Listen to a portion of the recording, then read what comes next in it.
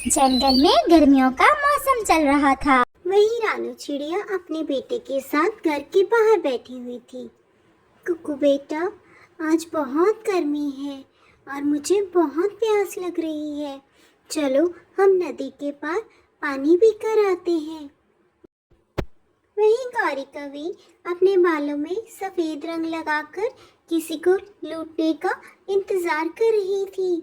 वो रास्ते में इस तरह से लेटे हुए थी जैसे उसे बहुत चोट लगी हो। तभी माँ और बेटा वहां से गुजर रहे थे। गौरी कवि को देखकर वो उसके पास आ जाते हैं। माँ जी, क्या हुआ आपको? इतनी गर्मी में आप यहाँ क्यों लेटी हुई हैं? अरे चिड़िया बिटिया, क्या बताऊँ तुम्हें, मेरे पेट में बहुत दर्द हो रहा है। मैं बूढ़ी कहाँ जाऊँ? हाँ जी, आप घबराइए नहीं, आप मेरे साथ मेरे घर चलें। अरे नहीं नहीं बिटिया, तुम ऐसे ही तंग हो जाओगी। मैं अपने आप थोड़ी देर में अपने घर चली जाऊंगी। तुम घबराओ नहीं, मैं ठीक हूँ। कभी कभी उन्हें अपनी बातों में फंसाने की कोशिश करती है और चिड़िया और बेटा भी गौरी की बातों में आ जाते हैं। माँ जी, आप कैसी बातें करते हैं? आप भी तो मेरी माँ जैसी ही है। चले मेरे साथ मेरे घर। ठीक है बिटिया, जैसे तुम कहो मैं वैसे ही करती हूँ। ले चलो मुझे अपने घर। इतना कहकर गौरी कवि चिड़िया के साथ उसके घर आ जाती है। माँ जी, आप यहीं पर इंतजार करें, मैं आपके लिए दाना लेकर आती हूँ। कहकर कुकू और रानू चिड़िया कवि के लिए दाना ढूंढने निकल जाते हैं। कुछ ही देर में उन्हें दाना भी मिल जाता है और वो दाना लेकर घर की ओर लौट आते हैं। हे माँ जी, दाना खाएं और अपना पेट भरें। शुक्रिया रानू बिटिया, तुम बहुत अच्छी हो। सच में मेरा पेट तभी दुख रहा था क्योंकि मैंने 3 दिन से कुछ खाया ही नहीं था।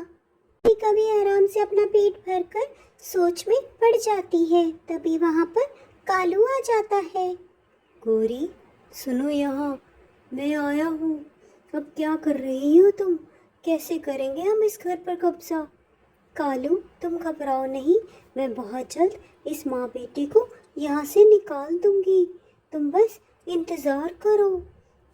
ठीक है गौरी, जैसे तुम कहो, बस अपना ध्यान रखना।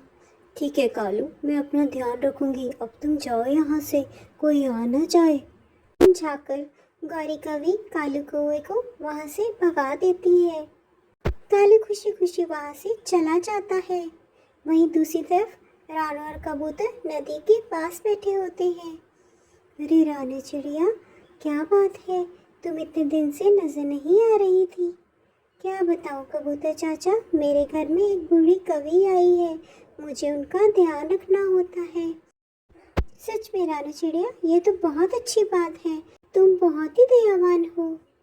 ये आप कैसी बातें कर रहे हैं कबूतर चाचा, वो बुढ़िया भी मेरी माँ जैसी ही है। अब मेरे दाना लाने का समय हो गया है, अब मैं चलती हूँ। अभी रानू चिड़िया को रास्ते में मिट्ठू तोता मिलता है। चिड़िया चिड़िया, कहाँ जा रही हो? सुना है मैंने इस जंगल में दाना तो खत्म हो गया है।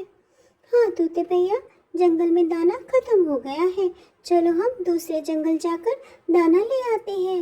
इतना कहकर मिट्ठू तोता और रानू चिड़िया दूसरे जंगल की ओर निकल जाते हैं। वहीं दूर जाते हुए उन्हें एक पक्षी मिलता है। पक्षी बहुत दुखी था। तभी रानू और मिट्ठू उसके पास आते हैं। अरे पक्षी भैया, क्या हुआ आपको? क्यों आप इतने उदास हो? क्या बताऊं चिड़िया, कुछ दिन पहले मेरे घर में एक बूढ़ी कवि आई थी और वो मेरा अंडा लेकर भाग गई। मुझे समझ नहीं आ रहा मैंने क्या गलती कर दी। मैंने तो उसकी मदद करने की सोची थी और उसने मुझे धोखा दे दिया। पक्षी की बातें सुनकर चिड़िया सोच में पड़ जाती है। उसने भी गौरी कवि की मदद की थी, उसे भी डर था कहीं उसके साथ भी धोखा ना हो जाए। ये सोचकर वो जल्दी से तोते से कहती है, मिट्ठू भैया जल्दी जल्दी घर चलो, मुझे बहुत डर लग रहा है।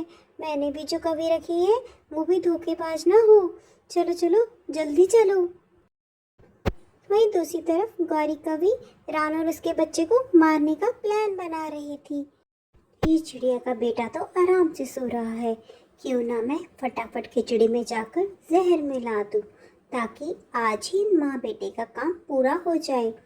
यही सोचकर गौरी रानू के लिए बनाई खिचड़ी में जहर मिला देती है।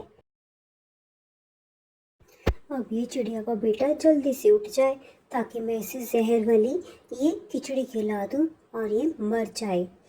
जब गौरी ये सब प्लान बना रही होती है, तब रानू चिड़िया का बेटा कुकू सोया नहीं था। वो गौरी कवि की सारी बातें सुन रहा था। तभी कुकू अचानक से उठ जाता है। अरे कुकू बेटा, उठ गए आप? चलो देखो, मैंने आपके लिए खिचड़ी बनाई है, जल्दी से खिचड़ी खा लो और तुम्हारी मम्मा आती ही होगी। गौरी कवि की ये बात सुनकर कुकू सोच में पड़ जाता है कि इस आंटी ने तो इसमें जहर मिलाया है। वो गौरी कवि से कहता है, आंटी मैं अपनी मम्मा के साथ ही खिचड़ी खाऊंगा, हम दोनों साथ में ही हमेशा खाना खाते हैं। अरे वाह कुकू बेटा, ये तो बहुत ही अच्छी बात है। वही रानू मिट्टू तोता के साथ जल्दी जल्दी में अपने घर की ओर बढ़ रही होती है। उसे देखकर उसका बेटा जल्दी से उसके गले लग जाता है। मामा मामा, इस आंटी ने खिचड़ी में जहर मिलाया है, आप इसे मत खाना। ये सुनकर रानू उसका बैग चेक करती है और गौरी कवि के पॉकेट में से जहर निकलता है, जिससे रानू को बहुत गुस्सा आता है। अच्छा, तो आप हमें मारना चाहती थी? आखिर मैंने क्या गलत किया भलाई कर कर? आजकल भलाई का तो जमाना ही नहीं। ये कहकर रानू चिड़िया उसकी पिटाई कर देती है। गौरी को उसका सबक मिल जाता है। इसलिए दोस्तों, जो बुरा काम करता है उसके साथ बुरा ही होता है।